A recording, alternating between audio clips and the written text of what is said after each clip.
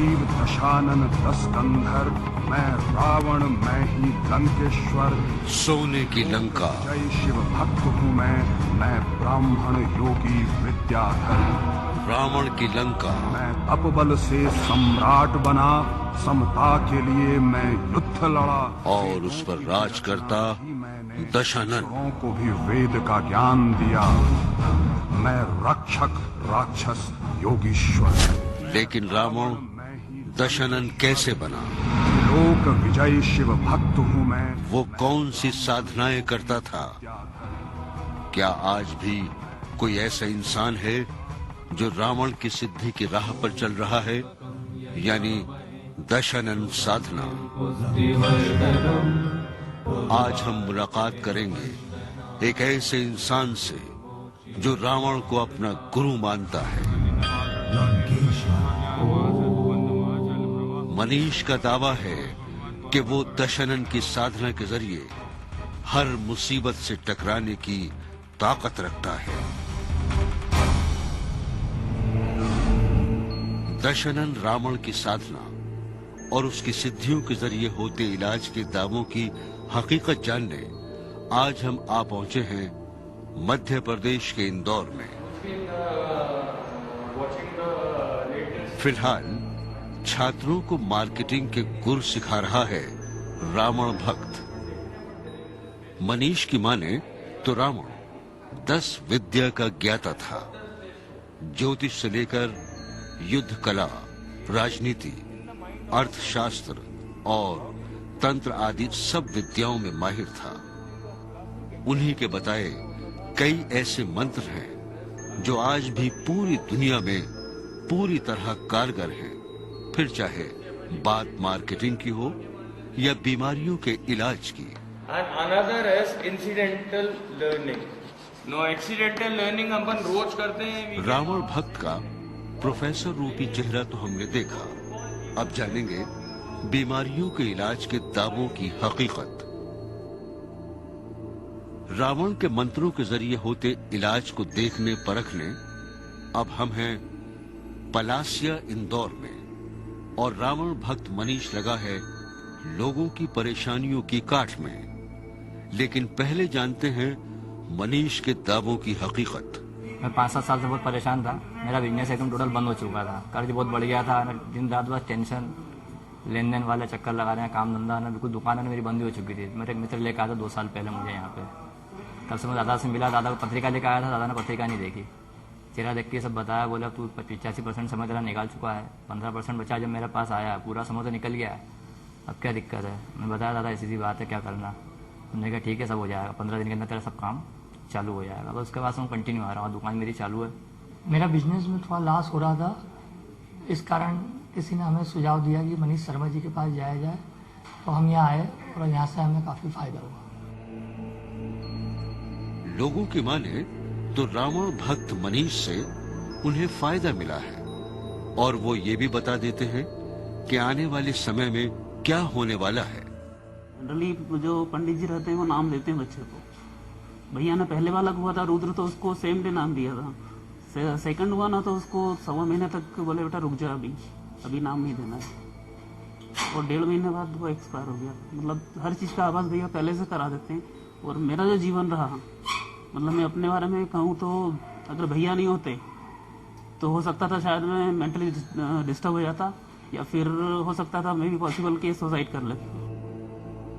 मौत से पहले उसकी भविष्यवाणी रावण भक्त कैसे करता है, ये बात हम भी जानेंगे।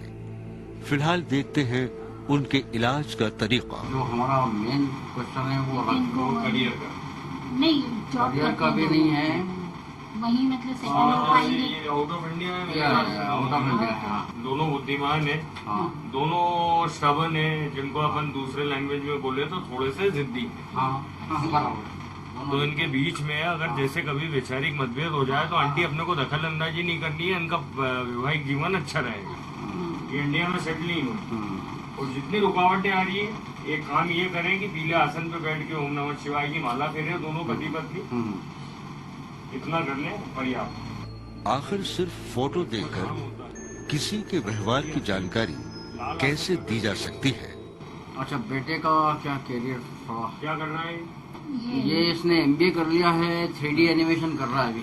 पासपोर्ट है इसका? नहीं। पासपोर्ट अभी नहीं है। तो बनवा लीजिए। अच्छा, रावण भक्त की माने तो बेल पत्र साथ रखने से परेशानी की काट हो जाएगी। केवल बोलना शिव जी को बेल पत्र चढ़ाना और कुछ नहीं करना। लेकिन सुरेश क्या मानते हैं, आखिर ये रावण भक्त से जुड़े कैसे? मनीष जी का नाम मुझे एक्चुअली मेरे दामाद ने बताया, जो कि अमेरिका में है। तो लास्ट ईयर 2007 में मेरी बेटी इधर थी पूना में, तो उनको भी जाना था। उस सिलसिले में दामाद ने बताया, तो फिर हम लोग पूछने आए थे। और जो मनीष जी ने बताया उस हिसाब से बिल्कुल सही उसका जाना हो गया। और उसके बाद उसका करियर भी वहाँ पे अच्छा जम गया।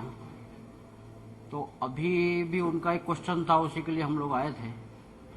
और जैसा मनीष जी की पहले की बात भी सही हुई, तो हम उम्मीद करते हैं, उनको भी काफ़ी उम्मीद है कि इस बार भी सही होगी। चाहे वो तुलसी का हो, चाहे वो कोई सा भी। लोगों की माने तो दशानन रावण का भक्त त्रिकालदर्शी है और ऐसे अनेकों तरीके जानता है जिससे कोई भी परेशानी सुलझाई जा सकती है। मगर इस दंपत्ति को क्या परेशानी है? ये पत्रिका बढ़िया है, स्वस्थ रहेगी लड़की, सूखी रहेगी, थोड़ी बहुत सर्दी की, वात, पित्त और कफ, 3 नाड़ियां होती है, तो उसको थोड़ी सी जो पित्त की जो है ये प्रॉब्लम रहेगी। और अभी इसके विवाह में देर है, इसलिए जल्दीबाजी करने की जरूरत है। तो विवाह के बाद भी ये टाइम पास करने के लिए काम करेगी, लेकिन इसका करियर रहे, तो इसकी अपन जितनी पढ़ाई कराएं उतनी कम। सूर्य को नमस्कार किया करे, इतना केवल करे, अपने को और कुछ भी करने की जरूरत नहीं। रावण भक्त की माने तो लंकेश्वर के बताए छोटे छोटे उपाय लोगों की किस्मत बदल सकते हैं और कुंडली में आए ग्रहों के दुष्प्रभाव की काट कर सकते हैं। लेकिन लोग क्या मानते हैं? हम लोगों को तकलीफें थी, फाइनेंशियल भी, बच्चों के लिए भी पूछना था, उनके करियर को लेकर चिंतित थे हम लोग। उन्होंने जो उपाय बताया, सरल और सहज उपाय है, आसान उपाय है, हम लोग कर सकते हैं और बिल्कुल लाभ होता है उसमें। अनीता की माने तो रावण भक्त के उपाय कारगर हैं, लेकिन कोई है जिसे विश्वास है भी और नहीं भी। क्या पूछना है बेटी?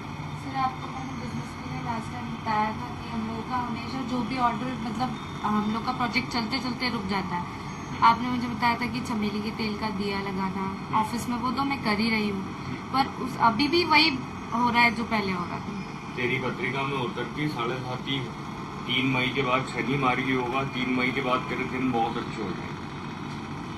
तो अपने को बेटिया जितनी भी प्रॉब्लम है 3 मई तक है, इसके पहले अगर ये कर लेगी तो अपने को राहत मिल जाएगी, नहीं करेगी तो 3 मई के बाद राहत मिल जाएगी। रावण भक्त ने रूपाली को तो 3 मई तक किस्मत बदलने का भरोसा दे दिया, लेकिन क्या वाकई इनकी कही हर बात सच होती है? धर्म ग्रंथों का इतना बड़ा अध्ययन, इतना विस्तृत अध्ययन मैंने आज तक कभी नहीं देखा। बाइबल की सारी चीजें उनको याद है, कोई आता है तो उसमें से बता देते हैं, नमाज कौन सी, मगरिब की नमाज पढ़ना है, क्या करना है वो बता देते हैं, और उसके बाद में सुखमनी साहब में से क्या पढ़ना है वो बता देते हैं। तो जब मैं अट्रैक्ट हुआ वो इस बात से हुआ कि मैंने कोई आश्चर्य नहीं देखा, मैंने आश्चर्य अपने सामने होता हुआ देखा कि इतना वास्ट नॉलेज मैंने किसी और व्यक्ति के पास में नहीं देखा। और दूसरी बात यह है कि उस वास्ट नॉलेज का कोई कमर्शियल एक्सप्लॉयटेशन नहीं हो रहा है, जो भी उसका यूज हो रहा है वो पब्लिक के लिए हो रहा है। लोगों की माने तो दशानन रावण भक्त मनीष के हर उपाय से उन्हें फायदा मिला है, और मनीष की माने तो उन्हें शक्ति, सिद्धि और रावण भक्ति विरासत में मिली है। मेरा जो बैकग्राउंड है वो पूरा साइंटिफिक है। I had done BSc in maths, then I had done MA in English literature, then I had done diploma in commercial computer applications, and then I had done MBA in marketing. So I've got a very scientific background. But जब मैंने उस किताब का अध्ययन किया और मैंने देखा कि वो आज के परिप्रेक्ष्य में कंफर्टेबल होती है, तो मेरी क्यूरियोसिटी जगी कि why do not I read it. और मैं जितना पढ़ता गया उतना मेरे जीवन में चीजें कंफर्म होती गई। मैं रावण को अपना गुरु मानता हूं, मैं रावण को इस दुनिया में सबसे ज्यादा बुद्धिमान आदमी मानता हूं। मनीष की माने तो वो रावण को अपना गुरु मानता है और रावण संहिता के मुताबिक दशनन साधनाएं करता है। रावण के भक्त के इलाज का तरीका तो देखा, अब रात में देखेंगे वो साधना जो स्वयं दशनन भी करता था।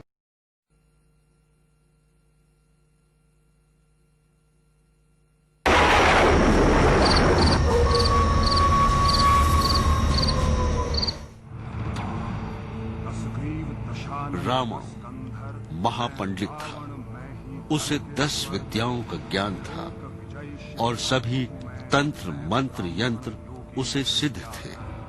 लेकिन कैसे पाई उसने इतनी ताकत? कौन सी साधनाएं करता था वो? और क्या आज भी वो साधनाएं की जाती हैं? जवाब जानने हम चल पड़े हैं रावण भक्त मनीष के साथ। शहर पार कर दशनन साधना करने रावण भक्त आ पहुंचा है एक वट वृक्ष के पास। दिन में मार्केटिंग प्रोफेसर दिखे मनीष का रूप अब पूरी तरह बदला नजर आ रहा है, मगर कुछ शिष्य अब भी साथ हैं। आज दशनन भक्त इन्हें रावण की पूजा के राज बताने वाला है। राजा प्रजा मोहिनी सर्व शत्रु धनस्वनी मम चिंतितम फलम देहि देहि भुवनेश्वरी स्वाहा। ओम रचका वृक्षुण कपिल पिंगल ऊर्ध कैसो महाबल रक्त मुखम तड़िजीवम द्रष्टोत्कट कहकर अलीन महाद्रट्वालीन लंकेश्वर जाय महासेतु बंद महाचल प्रभा। मनीष की माने तो वो अपने शिष्यों को मां सरस्वती की कृपा दिलवाने के लिए आहुति डलवा रहे हैं और ये इनकी रात्रि पूजा का पहला चरण है। ओम त्रिपुर भवानी बल राजा प्रजा मोहिनी सर्व शत्रु धनस्वनी मम चिंतितम फलम देहि देहि नमः। अब तुम लोग नीचे बैठो, मैं आ रहा हूँ। शिष्यों को पूजा करवाने के बाद अब बारी है दशनन साधना के शुरुआत की। काल भैरव का पूजन कर रहा है दशनन भक्त। भैरव पूजन के बाद अब बारी शरीर में शक्ति के संचार की।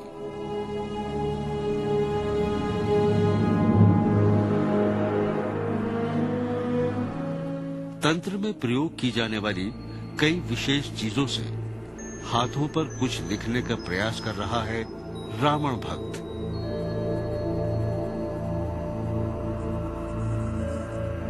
इनकी माने तो 10 विद्या ग्रहण करने के लिए शरीर के अलग अलग हिस्सों में अलग अलग तरीकों से उत्कीलन किया जाता है।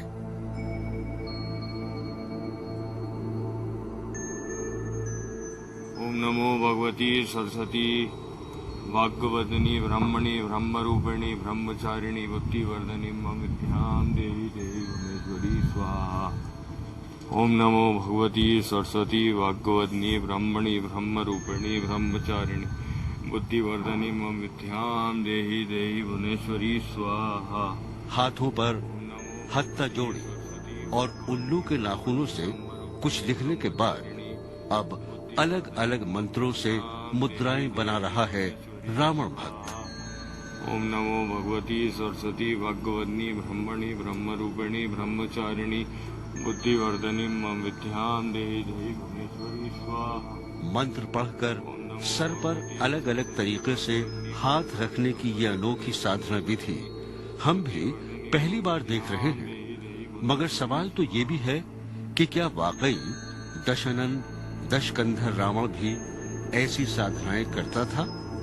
सरस्वती भैरव पूजन और मुद्राएं बनाने के बाद अब बारी है शस्त्र पूजन की। मनीष की माने तो रावण की भक्ति में वो सब बातें आती हैं जो रावण से जुड़ी हैं। शस्त्र पूजा दशनन साधना का सबसे अहम हिस्सा है, क्योंकि शक्ति के बिना सब जानकारी बेमानी है। दशग्रीव दशानन 10 कंधर, मैं रावण मैं ही लंकेश्वर, लोक विजय शिव भक्त हूँ मैं ब्राह्मण योगी विद्याधर। आखिर दशनन साधना में ऐसा क्या होने वाला था जिससे पहले रावण भक्त ने हमें वापस भेज दिया। अब आप लोग जाइए।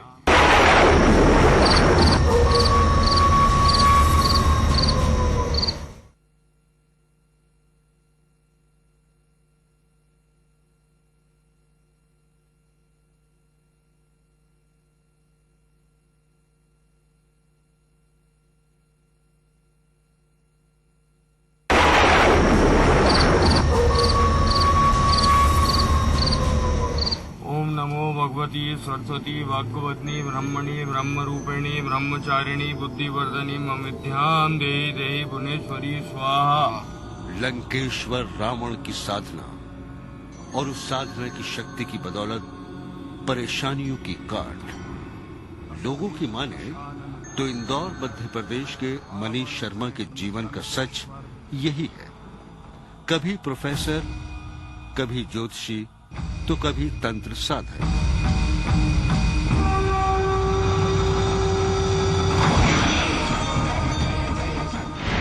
हमने भी मनीष के जीवन के कई पहलू देखे। मनीष की माने तो उन्हें तंत्र मंत्र की हर जानकारी विरासत में मिली है, जिसका सबूत है प्राचीनतम रावण संहिता।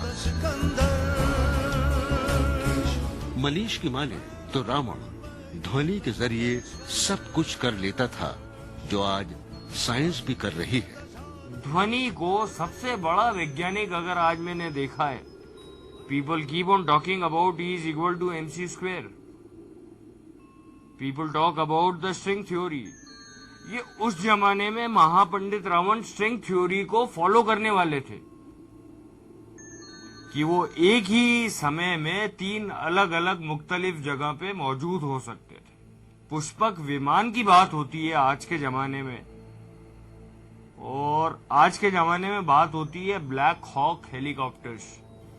रावण के जितने शक्ति स्थल है सब पहाड़ों पे हैं, निर्जन स्थानों पे हैं।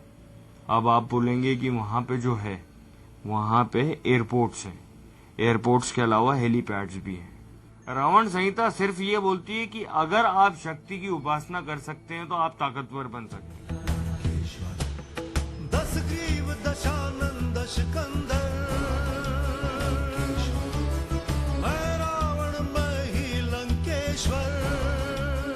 शक्ति की उपासना से मिलेगी ताकत, और मंत्रों से होगा हर इंसान का इलाज। अलग अलग बीमारियों के लिए अलग अलग मंत्र प्रयुक्त होते हैं। जैसे अगर कोई आदमी कोमा में चला गया है या जिसका दिमाग सो गया है, उस आदमी के लिए शिव तांडव स्त्रोत रावण संहिता में जो उल्लेखित है, और रावण संहिता में जो शिव तांडव स्त्रोत है वो नितांत अलग है। तो रावण संहिता में अलग अलग बीमारियों का अलग अलग मंत्रों से उपचार संभव है। अलग अलग ग्रहों की शांति के लिए अलग अलग मंत्रों का उपचार संभव है।